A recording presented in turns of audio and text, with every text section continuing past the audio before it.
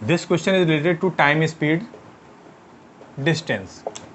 Time speed distance में ये question दिया हुआ है, एक ट्रेन मूव कर रही है और उसके आगे एक बॉडी मूव कर रही है, कोई भी एक आदमी मूव कर रहा है, एक मैन मूव कर रहा है इसके आगे।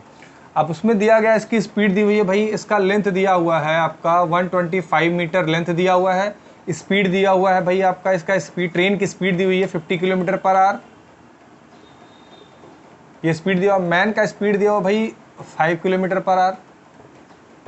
आपसे पूछा क्या गया है, और ये दोनों सेम डायरेक्शन में, एक पॉइंट और दिया हुआ सेम डायरेक्शन में, ये दोनों सेम डायरेक्शन में, यानी ट्रेन भी ऐसे चल रही है और आदमी भी ऐसे जा रहा है। अभी पूछा ये जा रहा है भाई, इस आदमी को क्रॉस करने में ट्रेन को कितना टाइम लगेगा, इस मैन को क्रॉस करने में ट्रेन को कितना टाइम जाएगा। इसको सॉल्व करने के लिए हम क्या करते हैं, सिंपली आप एक बात समझना, एक मैन है, कोई भी आदमी है, उसके हम लेंथ को, भाई आप समझो, लेंथ को हम 0 मान के करते हैं हमेशा। क्यों 0 मान के करते हैं? पोल के केस में, पोल हो गया, कोई भी पोल हो गया उसके केस में, कोई भी इस तरीके का अगर आपके पास दे दिया एक पासिंग लाइन, उस केस में, और मूविंग पार्टिकल के केस में, कार, बस, स्कूटर, ये सब किसी भी केस में, इस सब इनको आप नेग्लिजिबल मान लेते हैं, इनको आप छोटा मान के कर लेते हैं। और इसके लिए आप लेंथ, कुछ तो लेंथ कवर करनी पड़ेगी ना। तो यहाँ पे मान लीजिए कि ये मूव कर रहा है, ये मैन, तो मैन जहाँ मूव कर रहा है, ये उसके पास इंटर की, यहाँ पे इंटर किया, ट्रेन ने यहाँ इंटर किया, और ट्रेन, ये मैन है, ये ट्रेन आपने इंटर किया, और ट्रेन इसको क्रॉस करके चली जाएगी। ट्रेन जब भी क्रॉस करके चली गई तो ट्रेन का जो स्टार्टिंग पार्ट है और एंडिंग पार्ट, ये दोनों पार्ट क्रॉस करना चाहिए इस मैन को ना, स्टार्टिंग पार्ट और एंडिंग पार्ट दोनों पार्ट क्रॉस करना चाहिए। इसलिए जो होगा, इस मैन को क्रॉस करने के लिए ट्रेन को अपनी पूरी लेंथ को कवर करना पड़ेगा। जितना लेंथ ट्रेन का होगा, वो पूरा लेंथ ट्रेन को, उस मैन को क्रॉस करने के लिए उतना लेंथ उसको ट्रेवल करना पड़ेगा।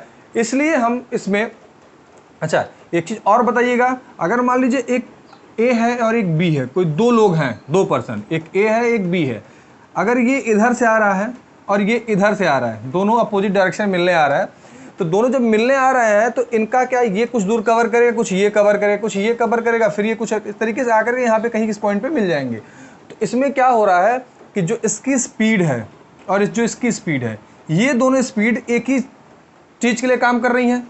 एक ही मतलब दोनों एक दूसरे से मिलने के लिए काम कर रहे हैं ना, एक दोनों दूसरे से मिलने के लिए काम कर रहे हैं, तो जो होगा इनकी स्पीड हमेशा हमेशा ऐड हो जाती है।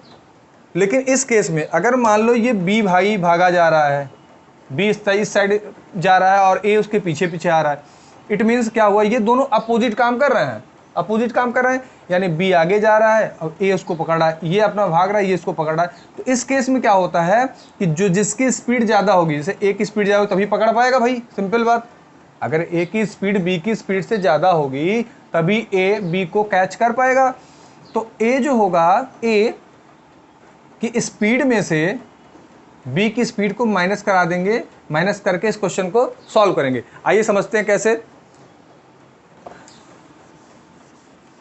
ये दोनों भाई मैन और train, train and man both are moving in same direction, then we consider the speed। कैसे स्पीड कंसीडर करेंगे भाई, दोनों सेम डायरेक्शन, हमने आपको बताया कि सेम डायरेक्शन मतलब ये भाग रहा है, ये पीछे पीछे दौड़ रहा है, तो दोनों का क्या होगा, माइनस हो जाएगा, जो बड़ा होगा उसमें छोटे को, ट्रेन की स्पीड को इसकी स्पीड से माइनस कर देंगे। तो ट्रेन की स्पीड क्या है 50 किलोमीटर पर आवर, माइनस इसकी स्पीड क्या है 5 kilometre per hour, 45 kilometre per hour की स्पीड से ये मूव करेगा। अब दोनों एक सेम डायरेक्शन को क्रॉस करने के लिए कितना डिस्टेंस कवर करना है भाई, अब डिस्टेंस कितना दिया हुआ है, डिस्टेंस हमने आपको बताया कि भाई जितना डिस्टेंस ट्रेन का होगा, जो लेंथ ट्रेन की होगी, उतनी डिस्टेंस इनको कवर करनी पड़ेगी। ठीक है भाई। अब देखो टाइम निकालना, हमें टाइम निकालना है, तो हमें क्या करना होगा, स्पीड दिया हुआ है और लेंथ दिया हुआ है, distance upon speed is equal to, ये time is equal to distance upon speed. Distance कितना दिया हुआ है 125 अपॉन कितना टाइम दिया हुआ है, हमने निकाला टाइम, दोनों का करस्पॉन्डेंस को बोलता है रिलेटिव, इसको बोलते हैं रिलेटिव स्पीड। रिलेटिव दोनों का आपस में क्या रिलेशन है स्पीड का, इसको रिलेटिव स्पीड बोलते हैं। और रिलेटिव स्पीड से हम डिवाइड कर देंगे तो हमारा आंसर आ जाएगा। हमने किया 45। अच्छा ये 45 आपने किया, आपके दिमाग में एक बात ये आ रही होगी, सर ये दिया हुआ मीटर में, ये दिया हुआ किलोमीटर पर आवर में। इसके लिए अलग कॉन्सेप्ट मैंने आपको पिछली क्लास में बताया हुआ था, आपको मैं फिर से बता देता हूँ कि भाई इसके लिए क्या होगा। इसे मान लीजिए 45 किलोमीटर पर आवर दिया होगा ना, किलोमीटर पर आवर, इसको हम चेंज कर लेंगे मीटर पर सेकंड में। इसको चेंज कर लेंगे मीटर पर सेकंड। चेंज करने के लिए क्या होगा भाई कि आपको ये पता है कि 45 में अगर किलोमीटर है तो मीटर बदलने के लिए हमको 1000 मल्टीप्लाई करना पड़ेगा, प्लस हमको क्या करना पड़ेगा 1 आवर को सेकंड में चेंज कर लिए, 1 आवर में सेकंड में चेंज करना है। 1 hour is equal to 60 minute and 1 minute is equal to 60 second. हमको 60 सेकेंड चाहिए तो हमको 60 इंटू 60 कर देना होगा। अब इसको डायरेक्टली आप ऐसे लिख सकते हो इंटू 5/18, इंटू 5/18। और इसको आप ऐसे भी लिख सकते हैं 125/45 इंटू ये 18 ऊपर चला गया, 5 नीचे, ऊपर 18 से मल्टीप्लाई, नीचे 5 से मल्टीप्लाई कर दीजिए, सिंपल। अब इसको हम ऊपर ले लेते हैं,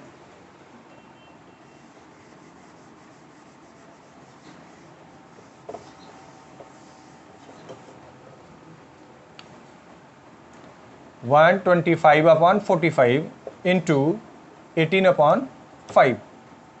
सॉल्व कीजिए, सॉल्व कीजिए भाई इसको। 9 5 जा 9 2 जा। अब ये 5 5 25 होता है, अगर दोनों को साथ में 25 5 जा 25 5 जा 125, इन दोनों का मल्टीप्लिकेशन कर दीजिए, यानी कितना आ जाएगा टाइम भाई 10 सेकेंड। यानी ये जो पूरा सिचुएशन दिया था इसमें 10 सेकेंड में ट्रेन जो है वो मैन को क्रॉस कर जाएगी। ओके।